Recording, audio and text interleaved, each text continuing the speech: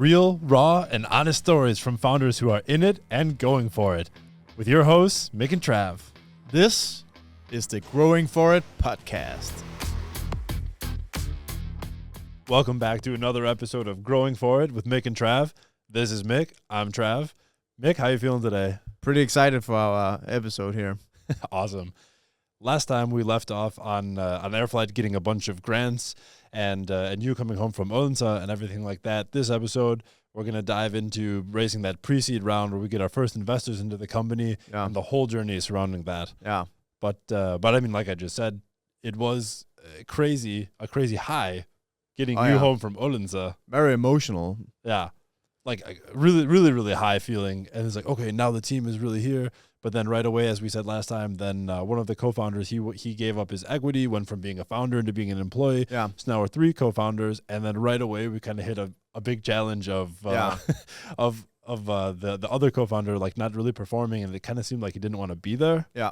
Yeah. For a long time, we've tried a lot of things. And sometimes it just doesn't work out, right? Yeah. I mean, look at the statistics. You kind of see that I think it's 30% of all the startups that fail is because of co-founder, disagreements, right? Yeah. And what happened was, then we had a talk with him, and we actually found out we had a plan that we were going to fire him, but it actually ended up it just being a mutual agreement that we should split ways, right? And he would give up his equity, which was super nice, and also super nice thing of him that we didn't have to fight over it, right?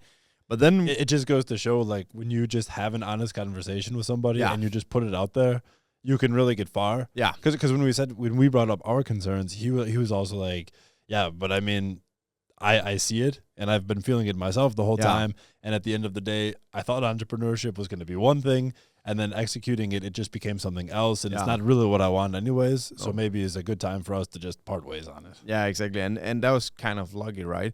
But then on the we had a bit of a unbalance, right, on the cap table, because at that point in time, I was owning 90% and you were owning 10%. Yeah. And then I remember we were at your house, and I said to her, "Listen, if we have to go through this journey, it's gonna be hard, and I wanna know that I have a partner. So I think you should have 40%, and the last 20% that was in difference between us, right? That was just because I had put in a shit ton of money into the company at that definitely. point. And then it was on to raising some cash. Yeah, exactly. So we were like coming off of those grants, and like now we need to raise some money from investors to really go to the next level. We had the flying car, we had the CAD model of the flying crane, and we needed money to actually build that unmanned flying crane. Yeah. So we decided we're going to raise $180,000 for 10% of the company. Yeah. And we were pumped about that. Yeah, we were pretty pumped about that, yeah. We were so optimistic. We're like, this is the coolest product ever. You know, like, we're like the dream team here. Like, as soon as we launch this, investors, they're going to be calling us up. Like, can we get, is it too late to invest? Like, we were so optimistic about the process. Yeah. And then we kind of learned there's a bit of hard work involved in that too. Oh, yeah. We were pretty delusional at that point, but I mean, sometimes you got to do that to jump off that cliff, right? Yeah, exactly. But I remember that also in the time up to that period, we had actually been reading quite a lot of books around pitching and building pitch decks and your own education, right, on entrepreneurship. Have a master there. And so it was not like we were starting on ground zero. At least it felt like that. Yeah. Looking back, we started on ground zero. We had a really good theoretical foundation. Yeah. You know, like my education, it's a lot of, I got a lot of background in fundraising based on what a lot of startups would get from like an accelerator or whatever. And like you said, we did a lot of research. We read the books. We took an online course even on fundraising and stuff like that. Again, very theoretical. Yeah. But yeah, we had a good starting point. Yeah. Had a good starting point. Made the first pitch deck. Yeah. Felt really proud of that. Yeah. Today, when we look back on it, it's a little laughable. Yeah, exactly. because of everything we've learned. Yeah, and looking back on it, one of the things that I've been reflecting on is, of course, just that it really looks shitty, right? But we put everything into it that we had at that time. Yeah, we did our best. But one thing I really found out also just looking at hundreds of pitch decks now with some of our clients and other companies that we've helped is the message was clear. Yeah. It had a clear problem and it had a clear solution. Then everything else that we had filled up, but there was not a lot of text. There were some graphs and some pictures showing what it was, and it was easy to understand. And then I think we also kind of coined the term flying cranes, right? Yeah. At that point in time. So I think that was also something that got people excited. Yeah, definitely. Exactly like you said, we identified a huge problem, and we had a really, really crazy solution for it, and good solution that could really save a lot of time, money, CO2, all of that. And we identified the problem not because we went out and figured it out, but actually because Vestas from the wind industry, they came and asked us to solve a problem. Yeah. And said, we've been looking for this solution for years. We've tried to solve it ourselves. We tried to build our own. We couldn't do it. Can you guys do it for us? And that was like some serious validation on a huge problem, which investors love to see. Yeah, exactly. And it was not just one company that had that problem. They also told us every other company in the wind industry has this problem, right? So it was a industry-specific problem where our solution just fit right into the box. Yeah, exactly. And again, we started with the problem first. Yeah. So of course we started with the flying crane, but when Vestas and the others, when they came to us with a problem, we're like, okay, let's pivot what we have now into the solution to your problem. Yeah. Instead of we're just going to make a big drone that can lift something. It was like the solution to that problem. Yeah. So other companies who also made big drones, it wasn't as perfectly tailored as ours was going to be. Exactly. Which was also a big selling point, I think. Yeah, because there were some big drone companies at that point in time, but it just didn't fit the solution. Growing Forward is sponsored by Shaping New Tomorrow, State Energy, and Vestermark Consult. You'll find links to our sponsors in the description below. Cheers, Trav. Cheers. Like, one thing we did really well in this process that is we've worked with a coach before, Melina, and we've identified some strengths and weaknesses that you have and that I have. And one of my big weaknesses is researching. It's an energy drain on me. Yeah. And it's not as bad for you. Nope. So we broke the process into you researched investors and filled up their contact information on a list. And then I took that list and I did the reach outs. Because one of my energizing strengths is connecting with people. Yeah, exactly. So you researched them down, and I connected with them, and then we would just sat side by side and just sent off a bunch of. That was crunch time. Yeah, that was real crunch time. Yeah, and the process there was, I think we started out by saying something that in the first week we contacted 25. Yeah, and then we contacted 25 more in the next week. Yeah. And nothing happened. And we thought that was a lot. Yeah, we thought that was a huge deal. Yeah. Yeah. How can we fail if we're contacting 25 a week? And then Naive. I remember, yeah, completely. Jesus. And then I remember after those 50, what happened was we got really disappointed. Yeah. But also we're like, okay, let's do 50 a week then. And I remember then we did 50 each week for the next 3 weeks, and then we started getting meetings. Yeah, and that's one thing I really love about the partnership that we have together is we recalibrate really quickly. Yeah, we very often think that our ideas are great, and then we execute quick. Yep. And then we find out if they're great or not. Yeah. Which 100% of the time they're not great, but then we find that out quickly and recalibrate. Yeah. So we were disappointed. But that's sort of the other edge of the sword to being so optimistic. Yeah. Is you're often disappointed. Yeah. Because you really think you can do a lot and you really expect high things, but then when you don't get it, it's like a quick disappointment, but then recalibrate, relaunch. I think that's also something that comes from our sports backgrounds, is you're just used to losing so often when you're in sports. Because unless you are born as the perfect, you always suck when you start. Yeah. It's just inevitable. So you got to fucking start. You got to suck. You got to recalibrate, become a little better, as you say, 1% better each day. Yeah. And I think that comes from the sport. It's just getting used to like having those small losses and then just using it as fuel, right? Yeah. I mean, at the end of the day, when if a loser loses, they quit. if a winner loses, you improve. Yeah. And that's kind of just the mantra that you have to have going into if you want to be an entrepreneur and you want to do something like tech heavy and at the edge of innovation, you just gotta be like, yeah, I'm gonna lose for a long time. Yeah. Until I don't. That reminds me of this video clip with Sam Altman, where he says that the number one thing that they saw in Y Combinator, and also throughout his career and also investing in startups, the number one trait that he found that was a correlation between success was the amount of resiliency in the founders. Makes a lot of sense. Makes a lot of sense. Makes all the sense, actually. Yeah, so now we're essentially doing 50 a week now. And now we're starting to have a meeting. And I remember one of the meetings, the first meetings we had one of the investors from the Danish Shark Tank. Yeah. And he just didn't understand this one point. And I remember I got so furious inside and I got real defensive. Yeah. And I remember after the call, you just said to me, like, I think next time, then we should try and not become that defensive. And I was just like, yeah, I know, but wasn't he stupid? And I remember from that day on, I was like, okay, don't get defensive here.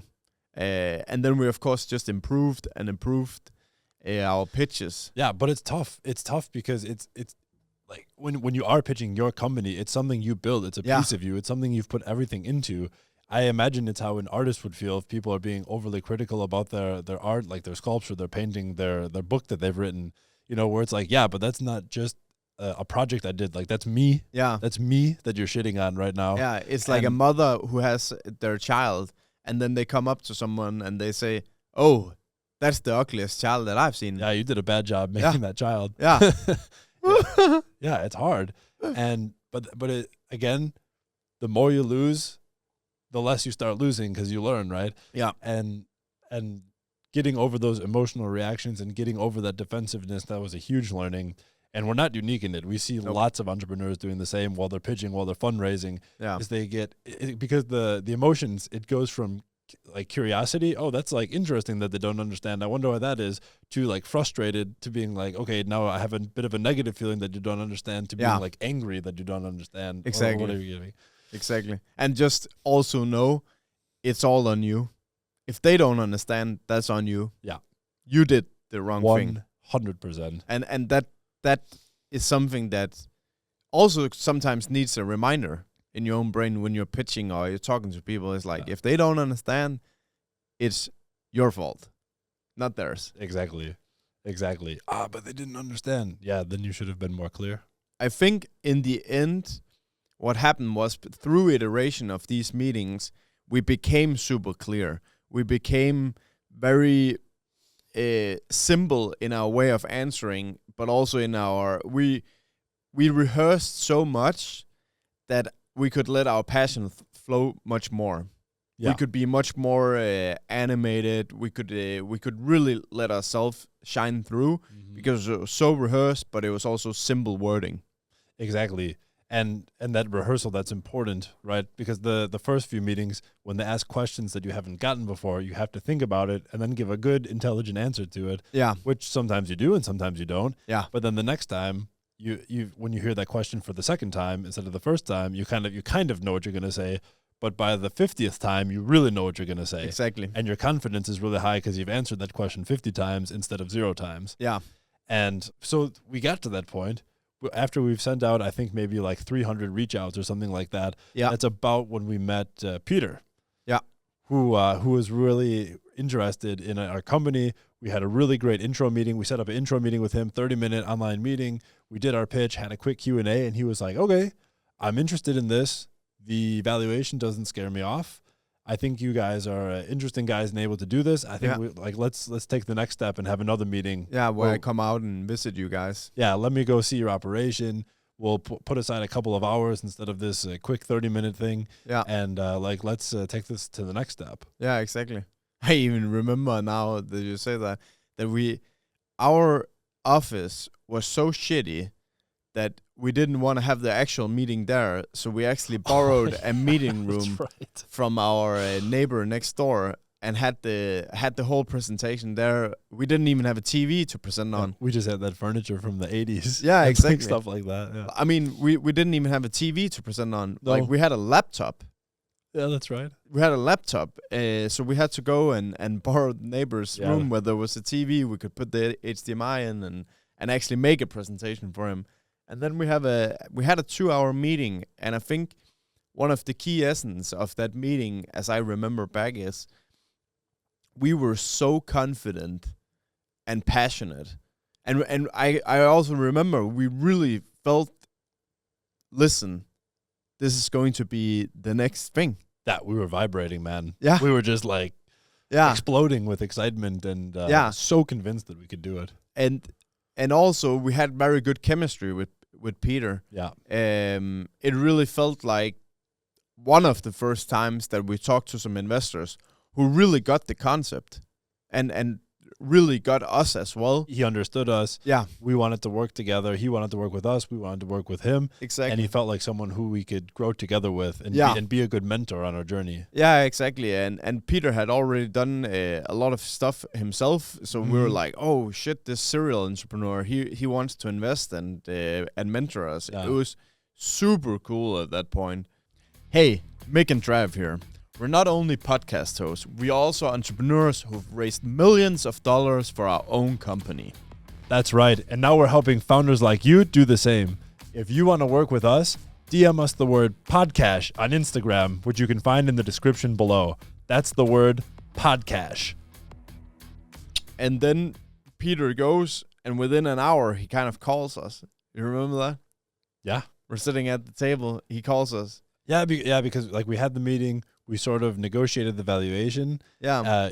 He essentially, that was another like really big green flag with us too, was he was more like we negotiated back and forth a little bit, but the point we landed on was like more or less agreeing to the valuation that we suggested. Yeah. And he was like, yeah, I'm fine with that. I just want to like go forward with this project. Yeah. So let me call my partner. Let me get back to you. Maybe it'll take a day or two. But as you said, an hour later, the phone rang. Yeah. And you and me were still here at the office. Exactly. And like just discussing how insanely cool it was to have this meeting with him. And what was it he said again? There was some negotiations, right? But he says, okay, I'll agree to the valuation, but then I want an option that if the drone is not up and flying with a customer within some certain time period, right, then he would be allowed to invest at the same valuation, but at that time. And we were, of course, not really interested in that, but we were so confident in ourselves that that would never be the deal. So yeah, why not take it, right? Yeah, who cares? A little naive again. Yeah, little naive again.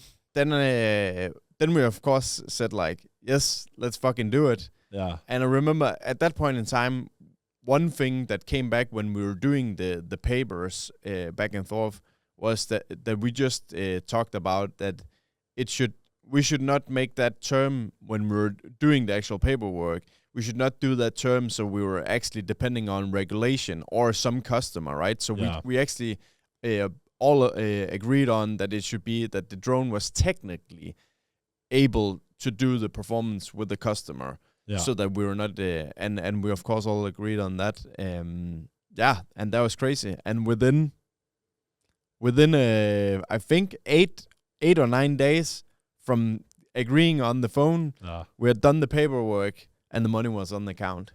That was crazy. And I just remember, like you and me sitting next to each other on speakerphone every time we called Peter back and forth. Yeah. Just to kind of a little negotiating to get to that, like, okay, we both agree, like, let's move forward, right? Yeah. And it just hits you all at once. Like, your dreams are literally coming true in this moment. Yeah, that's how it feels. Yeah, because we've gone from having no money, going month to month when you were in Odense, to getting that like $120,000 in grants and then more from the other ones, to like now like another $180,000 in investment to stack onto it. So now the bank is going to be completely full of cash. We're going to be able to hire people. We're going to be able to build the actual thing. We're going to be able to like make this business like it's coming true right now. Yeah. After all of those no's, after all of those rejections, after all of those pitch meetings that went nowhere, like it just hit all at once. And we were just like, we looked at each other and we're like about to start celebrating. And I was just like, wait, Mick. And I pulled out my phone. I'm like, let me record this. And so I put on this selfie video and I started taking a selfie video. And we were running around, holding each other, just running around in circles in the office. Just running around the office like, yeah, just like, like really like just going completely crazy and just so happy that we have this memory stored in this video, right? Like captured. Yeah. And then I hit stop on the video and just kind of recovering and looking around. And then I looked down and I'm like, oh, it's still recording. So I hit stop again. And then the really hilarious thing was, for some reason, when I hit record in the beginning, I actually didn't hit record. Yeah. So we run around screaming and I thought I was taking a video, but we didn't. And then when I thought I stopped the video, I actually started the video. And then a couple seconds later, turned it off. So we just ended up with like a 5-second video of me breathing really hard. Yeah. Yeah.